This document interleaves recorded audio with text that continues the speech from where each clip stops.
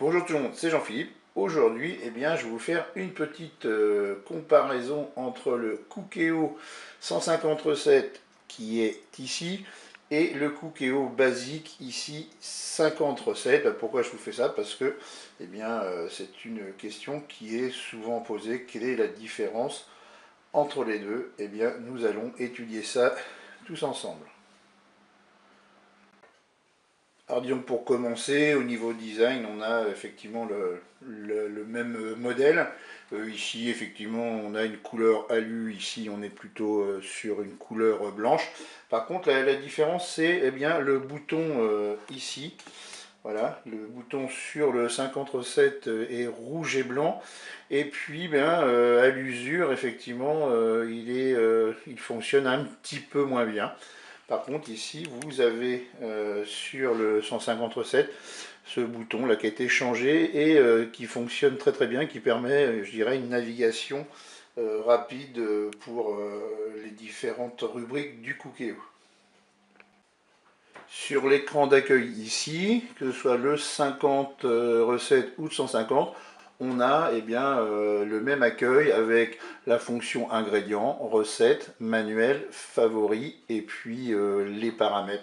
J'ai exactement la même chose ici. J'ai bien mes ingrédients, la recette, la position manuelle, les favoris et les paramètres. Donc bien sûr, au niveau des recettes, si je me mets sur recettes, là je fais OK, je fais la même chose ici. Vous voyez, on a la même présentation et bien sûr la différence, il y a 150 recettes ici et 50 recettes de l'autre. Alors pour ma part, moi je les ai utilisées un petit peu quand j'ai débuté au Cookéo. Maintenant je les utilise plus du tout puisque vous verrez, à l'usure, on arrive à se débrouiller et à créer ses propres recettes. Alors, voyons les fonctions du 50 recettes. On va aller sur manuel. Et là, vous avez 4 fonctions. La fonction cuisson rapide, la fonction dorée, réchauffer et maintien au chaud. Donc là, ça s'appelle cuisson rapide. Donc pour la cuisson rapide, c'est une cuisson sous pression. Et bien là, vous programmez, je dirais, le temps que vous souhaitez. Et puis vous avez la fonction départ immédiat pour faire cuire tout de suite ou une fonction différée. Voilà, on fait OK. Et vous allez programmer l'heure, l'heure qu'il est. Et puis vous allez dire, par exemple, je veux la fin de cuisson à midi, par exemple. Donc vous allez voilà, tourner le bouton pour faire votre réglage et que la recette se termine pour midi.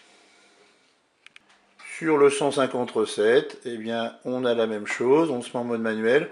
Là, au lieu de s'appeler cuisson rapide, c'est cuisson sous pression.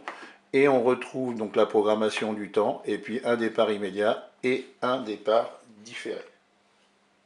Allez, on repasse sur notre 50 recettes, sur la fonction manuelle. Donc on a vu la cuisson rapide. On a la fonction réchauffer, c'est pour réchauffer, je dirais, les plats. Moi, je l'utilise très rarement parce que je trouve que c'est trop long. Voilà. Et j'ai la fonction maintien au chaud, voilà, qui permet je dirais, de conserver au chaud quand la cuisson est terminée. Et puis, vous avez la fonction dorée. Pour le 150 recettes, quand on se met en position manuelle, on a bien sûr la cuisson sous pression, si on vient de le voir. On a là un onglet, la cuisson classique, avec plus de possibilités sur le 50. Ça n'existe pas sur le 50 recettes. Il y a la fonction en plus mijoter et cuisson douce. Et si on va ici, vers la droite, c'est la fonction dorée. Alors moi, je dirais que la fonction cuisson douce et mijoter, je les utilise pratiquement jamais. Alors il existe une différence de puissance entre les deux appareils. Le 50 recettes est à 1200 watts et le 150 il est à 1600 watts. Alors bon, ça donne quoi concrètement? Concrètement, le temps de préchauffage, parce qu'il existe un temps de préchauffage, que ce soit en mode doré ou en cuisson sous pression ou cuisson rapide, eh bien le temps de préchauffage est un peu plus long sur le 50 recettes parce qu'il fait que 1200 watts. Alors ces deux types de Cookéo sont livrés eh bien, avec un panier vapeur avec des anses et puis un trépied dessous.